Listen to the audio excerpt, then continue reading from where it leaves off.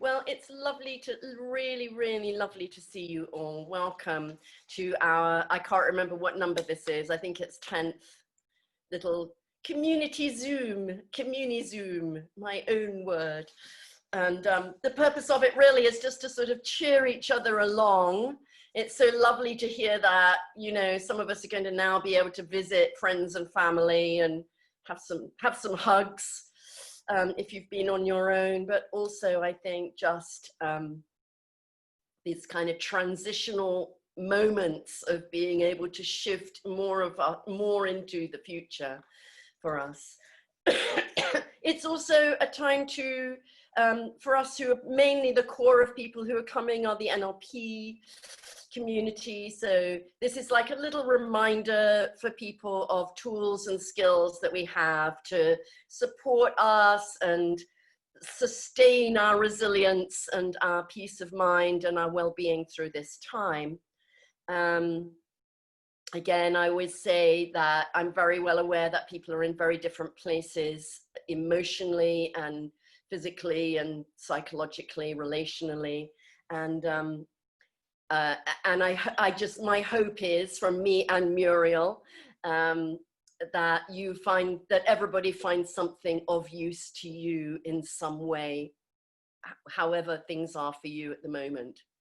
So this week's topic du jour is sort of well-being and the body. And I thought I would say a little bit about the Alexander technique and take us through some of the most simple things. I'm a student of the Alexander technique for over 30 years. I emphasize the word student. I'm not a teacher. And as I kind of quite often say to people, I've been learning how to get in and out of a chair for 30 years. So doesn't sound that sexy and interesting, but believe me, it's wonderful. And I will be sort of saying more about that. I have 5 little notices to give out. I thought you might like to know that NLPU, which is Robert Dilts's NLP Institute in Santa Cruz, and I'm on the faculty and have been for a few years now, are doing an online practitioner. So if you're interested in doing that and like the way that Muriel and I have been working online, you know, making it as lively and interactive and exercises and demos and activities and, or, you know, making it as rich and interpersonal as you can. Again, just to let you know, if you know people who want to do a practitioner or you want to do a practitioner, there is one, and it will be a very interesting international group. So you can look up on their website, nlpu.com. I also wanted to say that if you're following in the NLP community, the Leadership Summit, which is a group of sort of people who've been in leadership roles in NLP over the years, and we've kind of meet over the last sort of 7 or 8 years. We've produced 3 free books called Powered by NLP, and volume 3 came out this week. And I've got a little bit in each of them, volume 1, 2, and 3, Powered by NLP. And they are free. I think the first 2 are currently free on our website, but you can go to Joe and Melody Cheel's NLP website, which is called something, I can't remember. And I know they'll be free online, but we'll put the next one out in our next mailer. So it's lots of people doing research, keeping you up to date with what's happening with NLP, the research behind it, how people are thinking about training, how we're building more of an international, profile in a kind of next stage. Then I just wanted to say quickly, there's the Indian conference, NLP conference online, which Bhavana is also a speaker at, and I'm a speaker at.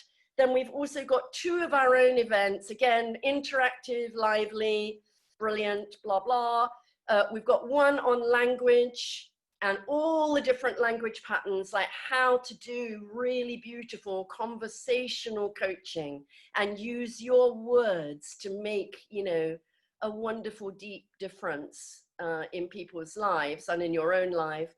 I've called it Words That Change Lives in Difficult Times. So it's going to be sort of oriented really to all the things that are going on at the moment, these huge transitions and changes and movements that are in the field around us. And what we want to be able to do, of course, is to be able to kind of be part of a positive change that can happen and take shape into that field of potential that's opening up.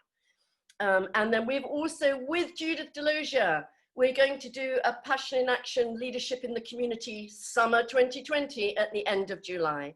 And that's going to be 4 half days so that we can co-train. So you can look those up on our site. Anyway, I thought you'd like to know. So in terms of the body and NLP, NLP is often thought of as quite sort of cognitive, you know, lots of language patterns and techniques and things like that. But as we know, NLP isn't in the techniques.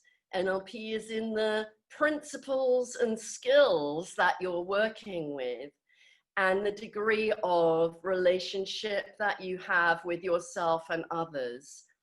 And so the body as a body is not often talked about in this way. I mean, Judy's always very funny because she says, you know, bring your body, you'd be pretty weird. You'd look pretty weird if you didn't have one. So this is like a reminder of how our bodies are the resource of resources, really. They hold and embody all our multiple intelligences and capabilities. And I know that often we live in a more cognitive world and we can get a bit sort of detached from what's going on in the system. That's actually, you know, the system that is the intelligence carrier, the capability carrier is probably not the right metaphor, but so, I mean, first of all, it is a miracle that we have a human body, and it is amazing, like what our human bodies are capable of and what they have allowed us to be like, look what we're doing now, you know, look what we're doing now. This is insane, but you know, here we are. And our intelligences are, you know, distributed in the body, and it's amazing. That's really was my first point. How amazing to have a human body. Isn't that amazing? Just amazing. So in this session, I want to talk about well-being and state and the Alexander technique. And I know that in NLP, we talk a lot about state management and emotional intelligence, kind of inner aspects, energy regulation and self-regulation around our energy. We talk about sort of self-expression and confidence. We do bring in physicality, of course, into NLP because it's at the heart of our relational practice of establishing and maintaining rapport with other people. And this involves us, of course, being able to sort of pick up through our bodies, through these kind of mirror neurons that we have, to be able to get into the same kind of rhythm and dance as another person in such a way that it establishes a kind of unconscious connection, because the way that we move and the way that we gesture, you know, like I am now, is all part of kind of unconscious aspects of our communication. And so there's a way in which this kind of mirroring and matching of some of the non-verbal unconscious parts of other people's communication gets us kind of to make that kind of connection with people at the unconscious level. And the test for this, those of you who've done practitioner, as you know, the test for whether you've really established rapport is when you do something kind of, you know, like that, and everybody, and the other person, you know, feels they want to too. Georgianne, thank you. Because, and Mark Houghton, a supportive gesture. So, but also it's the essence of our core practice, which is modeling. And modeling, of course, cognitive patterns from people, how they're thinking, but people think in these embodied types of ways, which I know we have talked about on one of these sessions before. And so the way that we're modeling like what's going on inside of people, NLP as the study of the structure of subjective experience. How do we access that? We access some of it by really allowing the information that we're hearing, seeing, and sensing from another human being to sort of come inside of us. And then we can surface it out into more explicit kind of patterning. But the primary access into modeling, the modeling of expert performance and patterns of excellence, is through this kind of implicit modeling and learning that we're doing all the time. We're doing all the time because we're literally wired like that. Like as children, we're literally wired to be able to learn in these ways. So I think that's two fundamental ways that we're already using a lot of physicality and a lot of our body knowledge. There's wisdom in the body and knowledge in the muscle, as they say. But we've also got where we're bringing this more fully into our practice. So for example, things like walking a timeline, you know, bringing that physicality into the experience of walking a goal up a timeline so that you have it in your legs, in your trunk, in your arms. It's not just in your head. It really is a felt, physicalized, embodied sense of, you know, creating a dream and creating a future. We can also do that with perceptual positions, as I've said, going into second position with somebody else, taking up their body posture, their sort of way they move, their way they use their voice, all of those kinds of things. Going to third position, being able to step back. So there's a lot of exercises that we do that involve physicality. I particularly like dancing the score model. Those of you that know the score model, where you have an outcome and an effect of the outcome, and you have a symptom, in other words, what's stopping you from getting the outcome, and a cause of the symptom. And it's a really wonderful, wonderful exercise. I'm sure, I think some of you have done it, to do it purely non-verbally, purely through movement, that there's a movement that expresses your goal. And then there's a movement that links to that naturally, that expresses what you'll get and the values and the longer term aspects of that goal. And then there's, and what stops you? Well, and here's my symptom. And already you start to sense and realize what it is that you're doing with your body as you move between different states, that your body is holding and expressing different types of realities and worlds. It's like world building through the way that you're holding your body. Also, of course, there's somatic syntax. Oh, I probably better speed up, which, well, I'll never get to the Alexander technique. There's also somatic syntax, which was a sort of invention in a way of Judith Delosier. I think Robert was part of that as well, which looks at movement as a kind of grammar and invites you. There's lots of very interesting things you can do. So you can take a gesture and you go, this is my gesture for confidence, or something like that. And then you go, how would I make more confidence? What would I need to do with that gesture to make more? And what would I need to do to make less? So, I mean, that's just a very simple idea, but really using movement and gesture and postural shifts to be able to embody, you know, kind of, and create change about the way that we feel. Then, of course, there's new code. Those of you that have done new code, and I was very quickly going to read you this lovely thing that Judy wrote. By the way, this article, which I've forgotten what it's called now, Wisdom of the Body, was in Rapport. So you can find this article. We've sent it out a few times. This is from Judy talking about when she and John Grinder were creating the new code. She says the walking edit, if you've ever done that, where you just bring your body into kind of graceful movement, says the walking edit was the first time I remember bringing movement into the process, meaning that before it was more the static calibration of elements of a state. So we know that, don't we? When we're doing anchoring, we often teach it like you stand still, you remember a time when you felt X, you know, and it's quite sort of still. This is about bringing movement in. And the edit involved walking in a non-resourceful state and noticing the elements. This is what we'll be doing with the Alexander technique as well. And then walking in a more aligned state and contrasting and noticing the elements of difference between the two states. The person was then asked to exaggerate some portion of the non-resourceful state, really exaggerate it, and then allow the body to come to a new homeostasis. So I think that's a kind of really, really interesting thing to say. The beginning of our article actually begins, have you ever danced your worries away?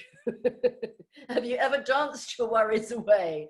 I mean, this is just something that we do intuitively. Have you ever intuitively sensed that certain kinds of movements and breathing patterns and body rhythms have helped to change your mood and your perspective? So this might be an activity you might want to explore after this is over, like put on a bit of music and find out, well, what happens. And movement regulates, of course, our physiology, our well-being, from our digestion, our metabolism, you know, our immunity even. And we also said movement helps us to integrate new ideas and new experiences and primes our most creative thinking. It's the genius pattern. Movement is the genius pattern. And I think that's something that isn't always fully, deeply realized in NLP training, that there's something about how we move and the quality of the movement that we bring to what we do that is creative, expressive, transformational. So I'm going to say a little bit about the Alexander technique. As I say, I've been a student of the Alexander technique for a long, long time. And it's a sort of way of thinking about movement and the body that was devised about 100 and something years ago by this guy, Alexander. Interestingly enough, his name was Alexander. And he was a person who was an actor, and he was making his living trying to offer people sort of pieces of Shakespeare. And he found that he just went hoarse, and he kept losing and losing and losing his voice a lot. And he couldn't work out what it was, and he would rest, and then he'd start again, and he'd lose his voice again.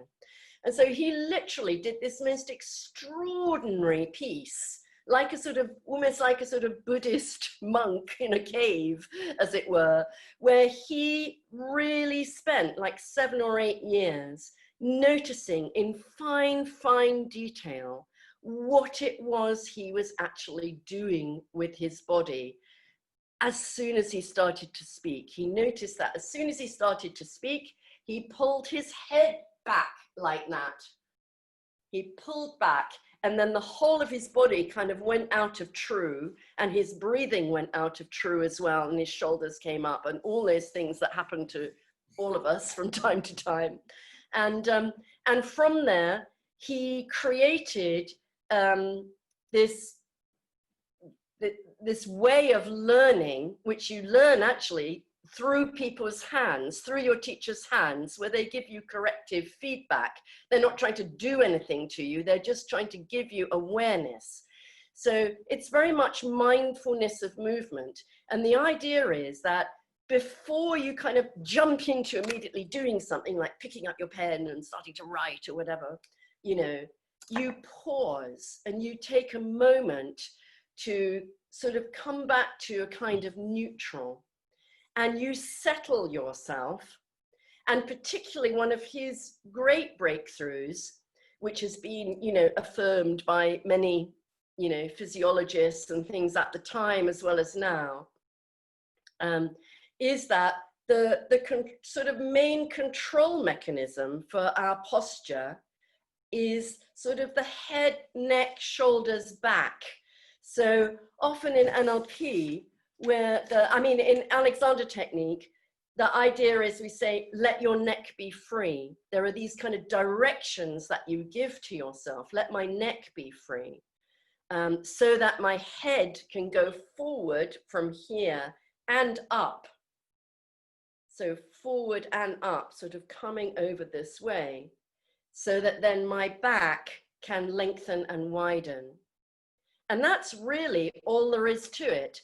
What's interesting about it from our point of view as neuro-linguistic program, the way that we move is a kind of neuro program. You know, we've got habitual ways that we move and that we use our body. And this is a way, very, very interestingly, of how we become more and more and more aware of that in such a way that we start to open out really new types of choices, both through movement and, of course, how that maps onto thinking and emotion.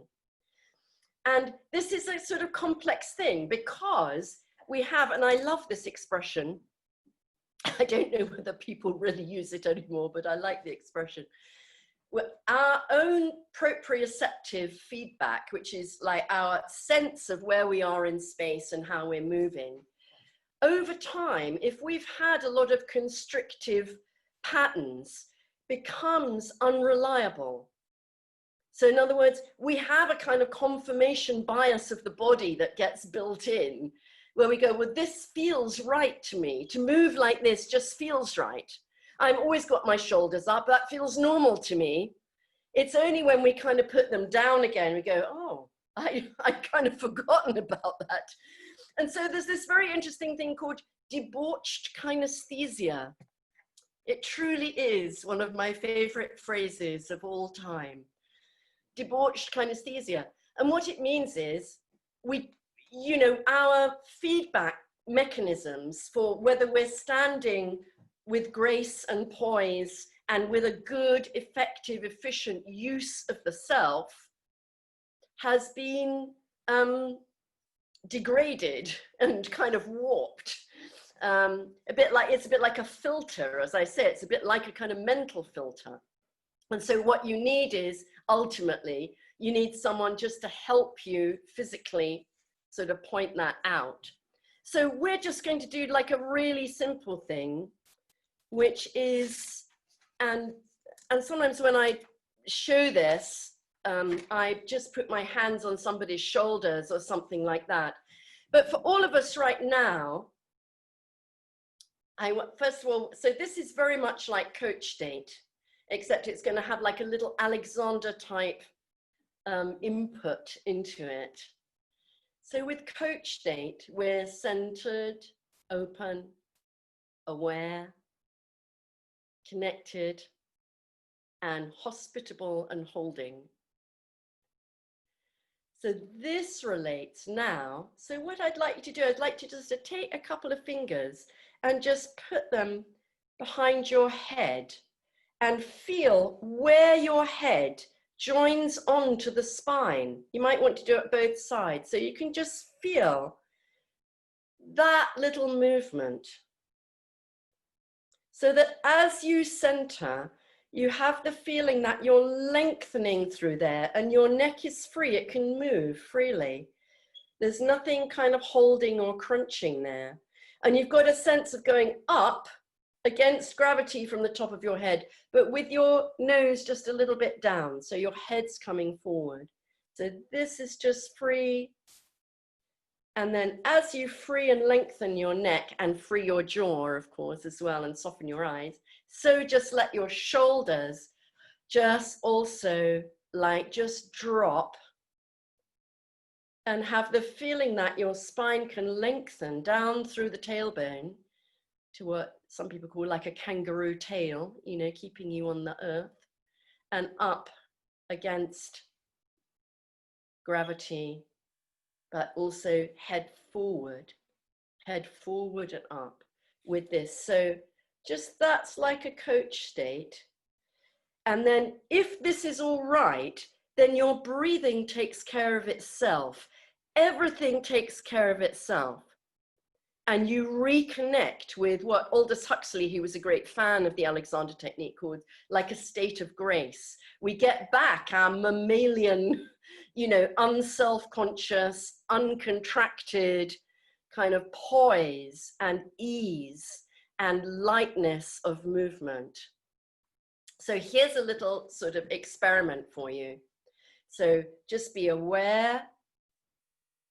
Allow your shoulders just to soften and open. There's nothing really to do. It's just you give yourself these directions. May my shoulders just be soft and open. May my neck be free. My head forward and up. My spine lengthening. My back broadening and widening. So that I can take a breath.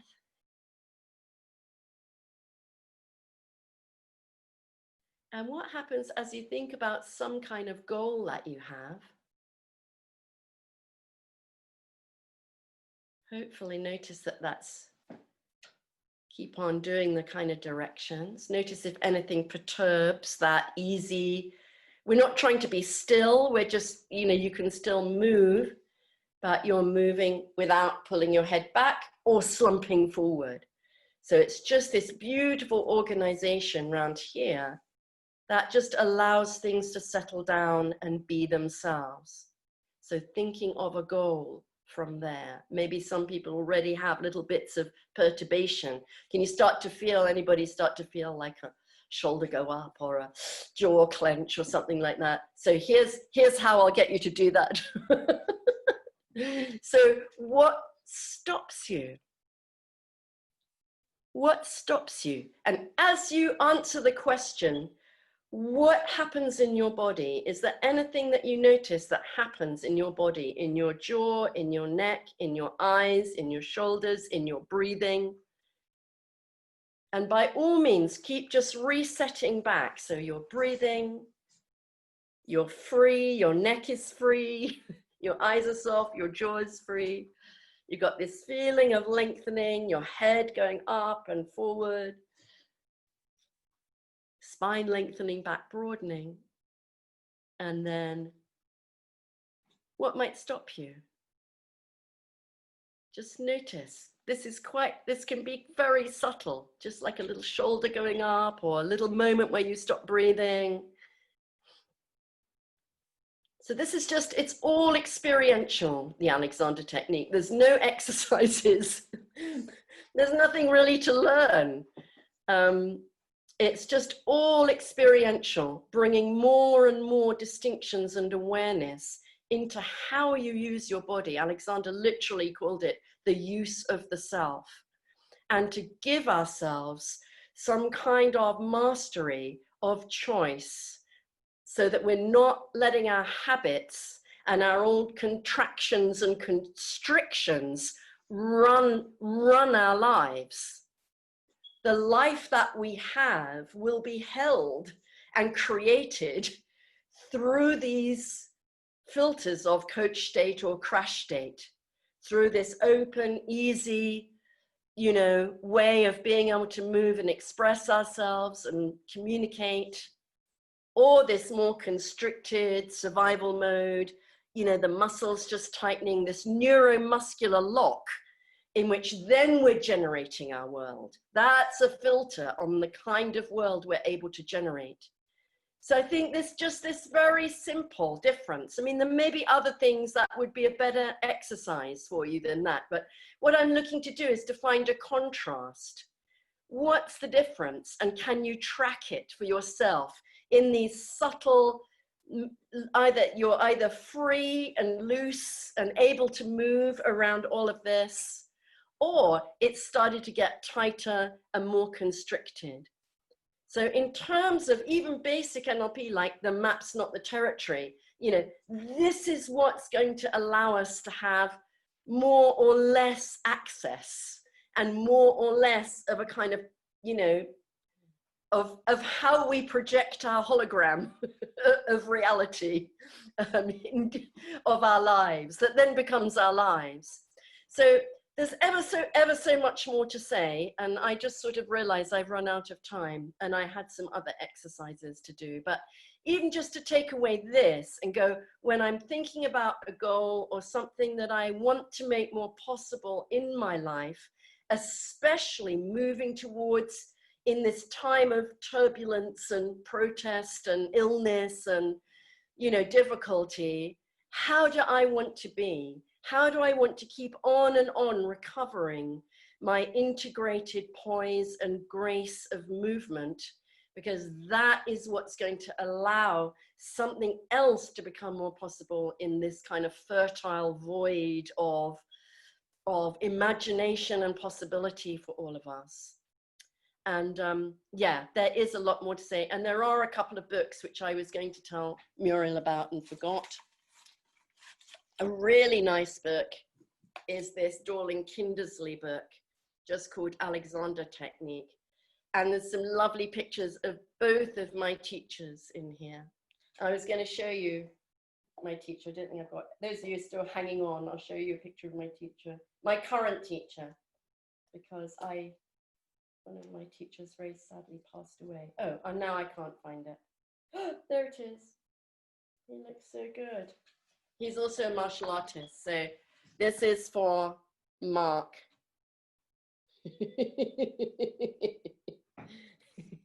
Nice, eh? And I'm afraid my other teacher, who I was with the most, who's a woman, drew the short straw, and there's photos of her doing the ironing. I mean, anyway.